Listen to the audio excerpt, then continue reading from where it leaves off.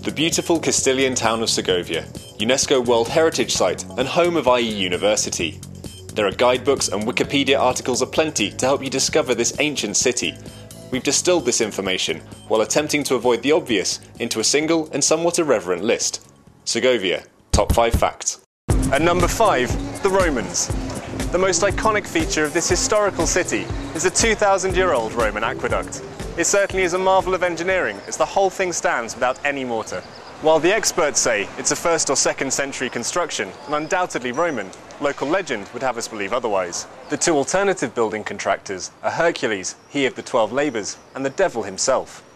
The devil legend has it that a young girl, understandably tired of carrying water from the well, sold her soul to the devil in exchange for a labour-saving water delivery device. The devil, accepting the challenge, worked throughout the night to raise the aqueduct.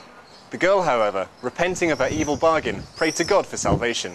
God took pity on the poor child and caused the sun to rise early, leaving the devil unable to fulfill his contractual obligations. With only one stone left to place, the girl's soul was saved, the aqueduct was built, and they all lived happily ever after. Except for the devil, of course. At number 4, Gothicism. Well, Gothic architecture. The majestic cathedral. Building work began in 1525, making this the last Gothic cathedral in Europe. It wasn't sanctified, however, until 1768. Standing at 88 metres tall and nicknamed the Queen of the Cathedrals, it was once taller than it is now, but lost a few metres in 1614 when it was struck by lightning. Following the Gothic theme, we have the Alcázar, the last castle built in Gothic Europe.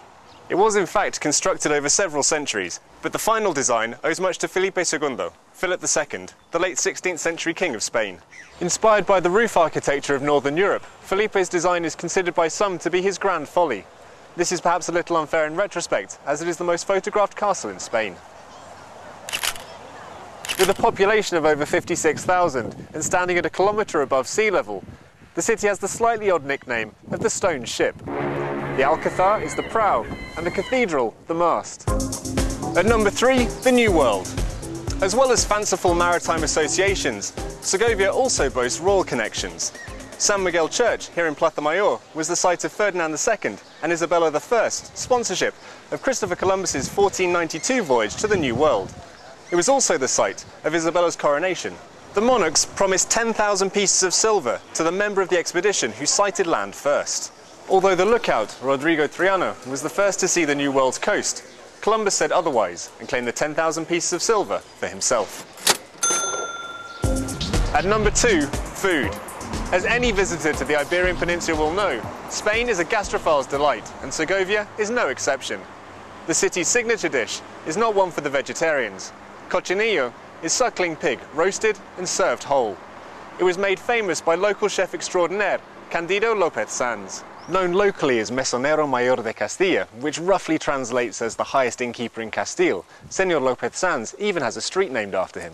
His family restaurant is still going and is run by his son, who now performs the traditional cutting of the pig with a plate. It's to show how tender the meat is. At number 1, my personal favourite, parties. After the food comes the fun of the festivals, and the Festival of Santa Agueda, which is held on the Sunday closest to the 5th of February, is one of the most colourful in Segovia. Santa Agueda is the patron saint of Taramarala, and also the patron saint of Sicily. She's also the patron saint of midwives, wet nurses, earthquakes, fires, and eruptions of Mount Etna.